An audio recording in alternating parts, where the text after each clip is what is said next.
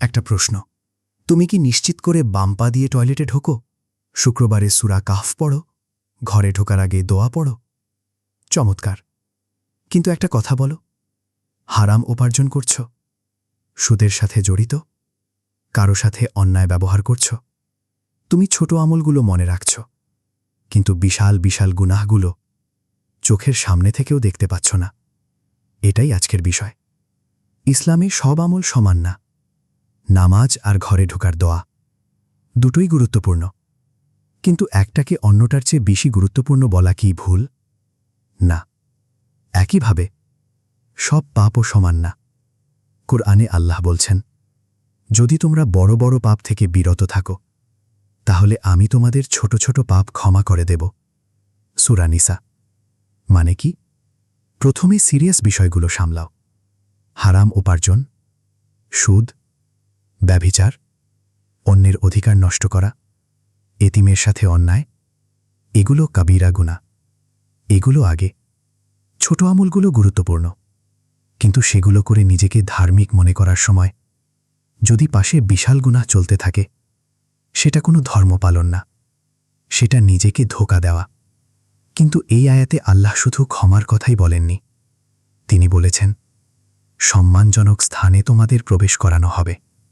মানে, তোমার ছোট ছোট ভুলগুলো, যেগুলো মনে পড়লে লজ্জা লাগে, সেগুলো শুধু ক্ষমাই হবে না, তোমার রেকর্ড থেকে মুছে যাবে আর আল্লাহর সামনে দাঁড়াবে, অপমানিত হয়ে নয়, সম্মানিত হয়ে।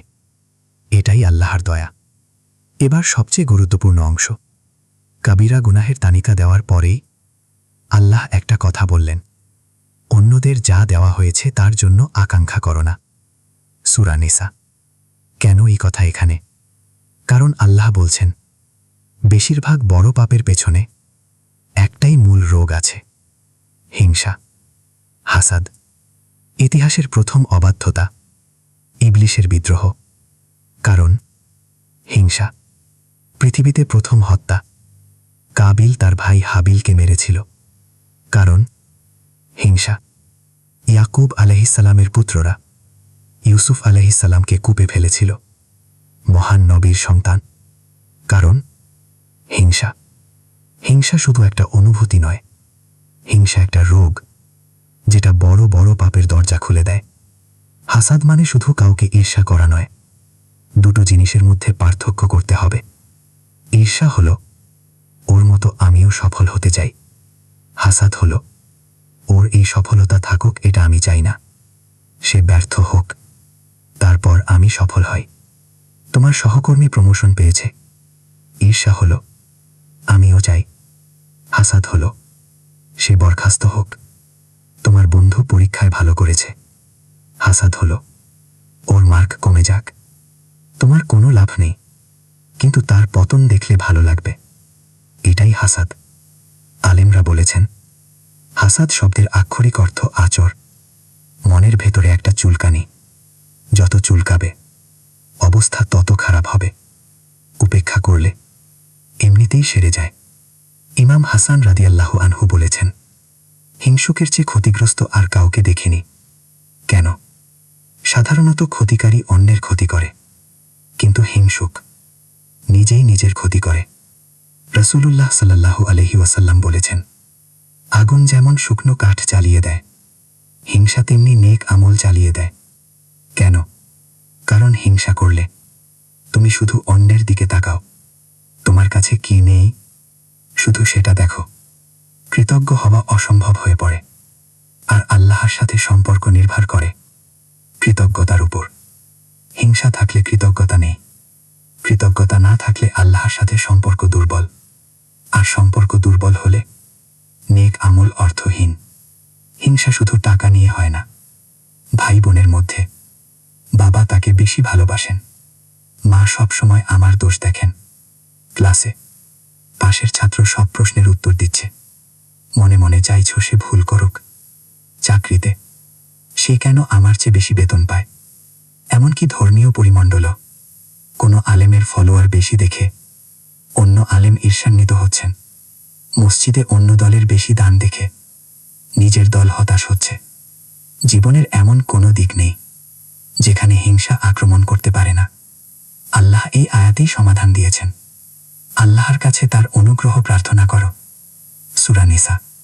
মানে অন্যের দিকে তাকানো বন্ধ করো, অন্যের সাথে নিজেকে তুলনা বন্ধ করো, সরাসরি আল্লাহর কাছে চাও।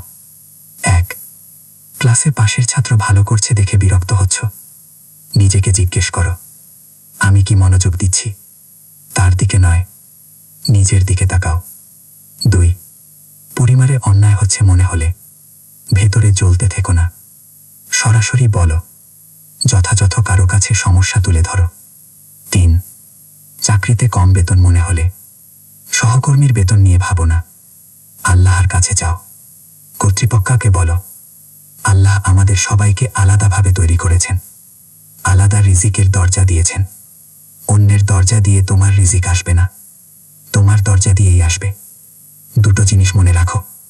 1 বড় পাপগুলো থেকে বাঁচো আগে, সেটাই অধিকারী। ছোট আমল করে নিজেকে ধার্মিক মনে করার আগে বড় গুনাহের দিকে তাকাও। 2 হিংসাকে ছোট করে দেখো না, এটা সব বড় পাপের দরজা। ইবলিসকে জাহান্নামে নিয়ে গেছে, ভাইকে দিয়ে ভাই হত্যা করিয়েছে। আল্লাহর কাছে দোয়া করো, হে আল্লাহ, আমার অন্তর থেকে হিংসা দূর করো, আমাকে কৃতজ্ঞ বান্দা বানাও। আমার রিজিক তোমার কাছ থেকে চাইছি, তোমার অনুগ্রহ আমার দিকে পাঠাও। আমি কমেন্টে লেখো, আল্লাহ আমাকে হিংসামুক্ত করুন। আমি ভিডিওটা যদি মনে ছুঁয়ে গিয়ে থাকে লাইক দাও, শেয়ার করো।